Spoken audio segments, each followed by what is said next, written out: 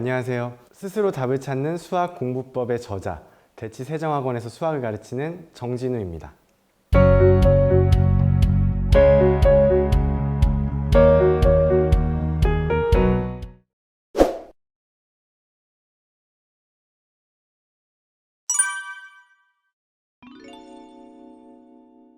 제가 생각하는 오답 노트는요, 오답 노트를 고전적인 방법처럼 따로 만드는 게 아니고요, 문제집 자체를 오답 노트로 만드는 겁니다. 일단 본인이 풀고 있는 문제집에 직접 그 문제집에다가 문제를 풀지 않는 게 원칙이에요. 문제집은 깨끗한 상태로 놓고요. 문제풀이는 어디에 하나요? 문제풀이 전용 연습장, 공책, 줄이 그어져 있어도 되고 안 그어져 있어도 상관없고요. 그냥 별도 연습장에 문제를 풀고요. 문제 번호만 쓰고 문제 풀고, 문제집에는 맞았다 틀렸다 표시만 해주는 거예요. 그리고 정답을 쓰고 싶으면 문제가 이렇게 있으면 우측 하단에 이제 정답을 써주고요. 1, 2, 3, 4, 5번 있는데 1번에 V표시 빵, 뭐 2번에 V표시 빵 이렇게 안 하고요. 우측 하단에다 쓰는 거죠. 그러면 문제가 이렇게 있는데 우측 하단에 정답을 썼어요. 나중에 이제 다시 풀 때 여기 문제에 맞았다 틀렸다 표시만 있고 깨끗한 상태로 남아있고 정답은 우측 하단에 썼습니다. 그래서 우측 하단을 가리면 이게 세 문제처럼 보이거든요. 틀렸네? 근데 문제가 완전히 흔적이 없는 거죠. 그럼 이거 자체가 오답 노트가 되는 겁니다. 문제집 한 권을 쭉 다 풀면 맞았다 틀렸다 표시가 있고요. 틀린 문제는 뭐 맞았든 틀렸든 우측 하단에 정답 표시가 있으니까 틀린 문제만 이렇게 슥 손으로 가리고 문제 푸는 거죠. 근데 요즘에 대치동의 대부분의 학원에서는 오답 노트라고 해서 이걸 본인이 틀린 문제 번호를 제출을 하면 학원 강사가 따로 편집을 해서 그거를 프린트물로 제공을 해주거든요. 그것도 이제 본인이 직접 하지 않는다는 측면에서는 좋은데, 그러면 내가 만약에 숙제를 안 해갔어. 그러면 이 오답은 누가 관리해주죠?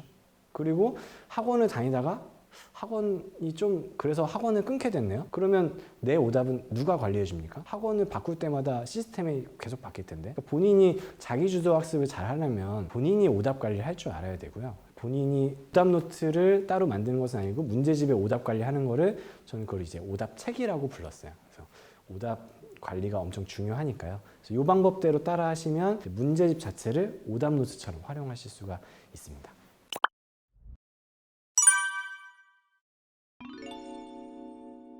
교차 지원 말씀을 드리면, 기본적으로는 문이과가 통합돼서 공식적으로는 없는데, 근데 우리가 쉽게 이제 이과다라고 얘기를 하는 거는 뭐 의대, 치대, 뭐 한의대, 공대, 아니면 뭐 자연계열, 이렇게 예전 이과, 나머지 뭐 상경계열, 인문계열, 여기를 문과, 이렇게 쉽게 얘기를 나눴고요. 근데 나누는 이유가 왜 그러냐면, 서울 소재 15개 대학에서 방금 말씀드린 이과에 해당하는 학생이 이 학과에 지원을 하려면 수능 선택 과목에 이 세 가지가 있거든요. 미적분, 확률과 통계, 기하. 근데 이 세 가지 중에 미적분 또는 기하를 선택해야만 이과에 해당하는 과를 지원을 할 수가 있어요. 그래서 보통 문과 쪽에 공부를 준비한 학생들은 확률과 통계를 선택을 하고요. 이과 쪽 학과를 선택한 학생들은 미적분 또는 기하를 선택한단 말이죠. 그래서 그 수학 선택 과목에 따라서 이과, 문과를 나눴는데, 서울 소재 15개 대학에서는 이 미적분 또는 기하를 응시해야지만 이제 쓸 수 있단 말이죠. 그러니까 원래는 이과를 가려고 준비를 했던 이 미적분 또는 기하를 봤던 학생들이 문과 쪽 학과는 그런 기준이 없는 거예요. 그러니까 뭘 응시해야만 지원할 수 있다가 없고 그냥 누구나 지원할 수 있는 거죠. 그래서 미적분 또는 기하를 본 학생들은 이과 쪽 학과를 지원할 수가 있고 문과 쪽 학과도 다 지원할 수 있는 상황입니다. 근데 문과 쪽 학생들은 보통 확률과 통계를 선택하기 때문에 확률과 통계를 선택한 학생들은 이과 쪽 학과를 못 지원하는 거죠. 물론 서울 소재 15개 대학이 아니고 의대, 치대, 한의대가 아니면 문과 학생이 이과를 지원할 수 있지만 그거는 이제 논외로 하고요. 그래서 공부를 좀 열심히 했고 그런 학생들이 많이 모이는 서울 소재 15개 대학 기준으로 말씀을 드리면 미적분이나 기하를 선택한 이과라고 말씀드릴게요. 이과 학생들이 문과를 자유롭게 쓸 수 있는 거죠. 근데 예전에는 수학을 기준으로 문과, 이과 따로 해서 이게 수학 나형, 수학 가형 줄 세우기를 따로 했단 말이죠. 그래서 문과는 문과대로 줄을 세워서 1등급, 2등급, 3등급, 9등급을 나눴고요. 이과는 이과끼리만 줄을 세워서 1, 2, 3, 4등급을 쭉 나눴었는데, 그래서 문과 따로, 이과 따로니까 그냥 따로따로였어요. 근데 작년 수능부터 문과, 이과 따로 세우던 줄을 합쳐버린 거예요. 선택 과목은 다르지만 수원, 수투 30문제 중에 22문제에 해당하는 거는 아예 시험 문제가 같고요. 8문제에 해당하는 선택 과목은 다르지만 그걸 이제 표준 점수로 변환을 해서 문과, 이과 따로 세우던 줄을 한 줄로 세운 겁니다. 그래서 뚜껑을 열어봤더니 한 줄로 세운 거에 1등급에 몇 퍼센트 정도가 되냐 했더니 문과 학생이 10%가 안 돼. 나머지 90%가량 학생은 이과였던 거죠. 그러니까 한 줄로 세웠는데 문과 애들보다 이과 애들이 수학 등급이 훨씬 높아. 그러면 문과 쪽을 한번 써볼까? 그럼 문과 애들이랑 경쟁하면 이과인 내가 유리할 것 같은데. 썼더니 수학에서 문과 쪽으로 준비했던 학생들보다 이과 쪽으로 준비한 학생들이 수학 점수가 월등히 높아서 교차 지원을 해서 이과로 준비한 학생들이 문과에 대거 합격한 상황이 발생을 하게 된 거죠. 그래서 요즘 학부모님들 학생들이 물어보는 게 그러면 나는 문과인데 이과로 가는 게 유리하냐 아니면 뭐 공부를 어떻게 대비하면 되냐라고 많이 물어보시는데요. 결론은 그냥 공부를 열심히 하면 됩니다. 왜냐하면 예전엔 두 줄 세우기였는데 지금 한 줄 세우기란 말이죠. 그러면 예전에는 따로여서 이과보다 수학을 점수가 낮더라도 그게 티가 안 났었는데 이제는 한 줄 세우기를 하다 보니 티가 난단 말이죠. 그럼 이과 애들보다 수학을 공부를 더 해서 높은 등급을 받는 게 무조건 유리하니까요. 그래서 무조건 열심히 하고 좋은 등급을 받는 게 유리하다는 말씀을 드리고요. 또 어떤 사람은 그러면 문과는 확률과 통계를 안 하고 미적분이나 기하를 선택하는 게 더 유리한 거 아닌가요? 이렇게 생각하실 수도 있는데 그거는 그렇지 않습니다. 왜냐하면 나는 미적분이 너무 좋아서 너무 재밌어서 미적분을 선택하겠다라고 하면 말릴 수는 없는데요.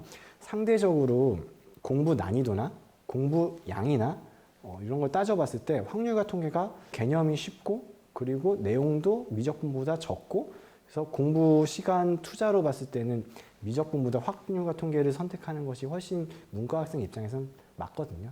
그래서 확률과 통계를 하고 남는 시간에 다른 과목에 투자를 해서 다른 과목의 등급을 올리는 것이 현명한 선택이라고 생각이 됩니다.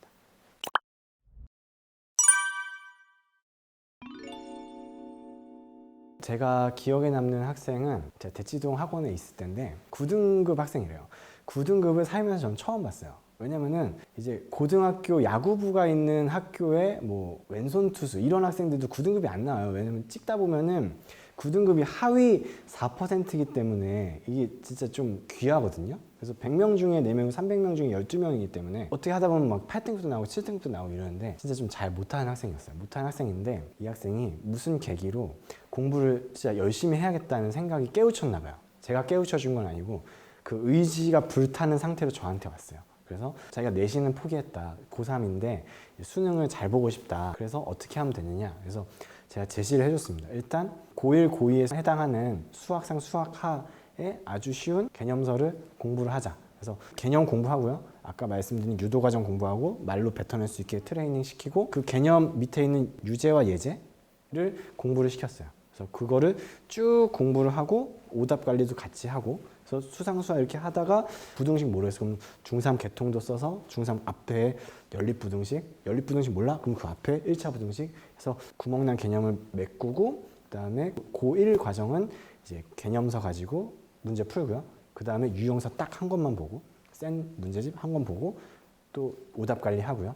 이렇게 한 다음에 이제 수원, 수투부터는 수능에 직접 출제범이기 때문에 수원, 수투 마찬가지로 개념 공부하고 유형 문제집 공부하고 수능 기출 풀고 평가원 기출 풀고 이렇게 테크트리를 탄 거죠. 하다 보니까 고3이 끝났어요. 그래서 그 해에 수능은 잘 못 봤고요.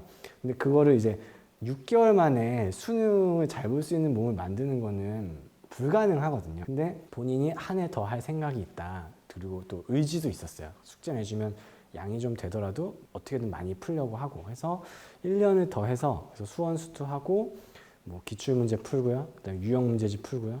그리고 평가원 기출문제, 수능 기출문제, 교육청 평가 문제, 모의고사 문제까지 총 섭렵을 하고 오답 관리까지 직접 해가지고 이 학생이 1등급을 받은 경험이 있습니다. 그래서 그건 저도 진짜 좀 뿌듯했던 것 같아요. 힘은 들었는데 그래서 그게 좀 기억에 남습니다. 고등학생들이 필살기로 쓰는 방법은 개념 공부를 독학으로 다시 하고요. 독학이든 인강이든 상관없습니다만 개념 공부를 다시 하고 그 다음에 유형 문제집 딱 한 것만 풀고요. 그리고 틀린 문제 꼭 다시 풀어보고요. 2번, 3번 틀린 문제 또 2번, 3번 풀고요.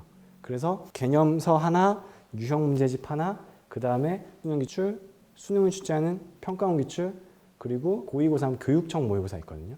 그렇게만 풀어도 문제양이 상당합니다. 문제양이 엄청나기 때문에 양질의 문제를 이제 트레이닝 할 수 있는 소스는 도처에 널려 있어요. 근데 그거를 이제 연습하는 과정이 필요하겠고요. 그래서 그렇게 연습하면 좀 빠르게 성적을 낼 수가 있겠습니다.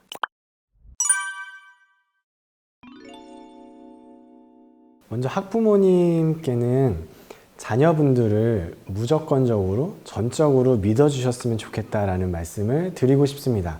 왜냐하면 우리 학생들이 학교에서나 학원에서나 뭐 친구들 사이에서나 공부를 잘하고 싶고 공부를 잘하고 싶은 마음은 누구나 강할 텐데, 그런데 집에 들어가서도 학부모님들이 공부를 좀 더 했으면, 진지하게 임했으면 하는 마음에 잔소리 아닌 잔소리를 하시면 우리 학생들은 점점 더 의욕도 떨어질 수 있고요, 마음도 불안정해질 수가 있습니다. 그래서 집에서만큼은 우리 아이를 무한정으로 믿어주시고, 지금 성적이 이래도 열심히 하면 성적이 분명히 오를 거야, 잘 될 거야 라는 무한정적인 지지를 보내주셔야 우리 아이들이 그 마음을 원동력 삼아서 더 열심히 공부를 할 수 있을 것 같습니다. 그래서 학부모님께는 좀 믿어주시고 격려와 지지를 아끼지 말아달라고 말씀을 드리고요. 우리 학생들에게는 수학을 누구나 잘하고 싶어 할 텐데 누구나 잘할 수 없는 것처럼 느껴지는 게 수학이란 말이죠.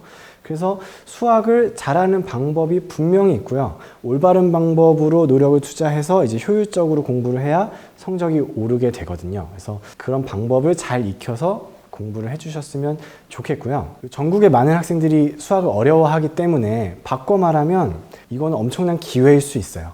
누구나 잘할 수 없는 것처럼 느껴지기 때문에 이 수학을 잘하면 역전을 할 수가 있거든요.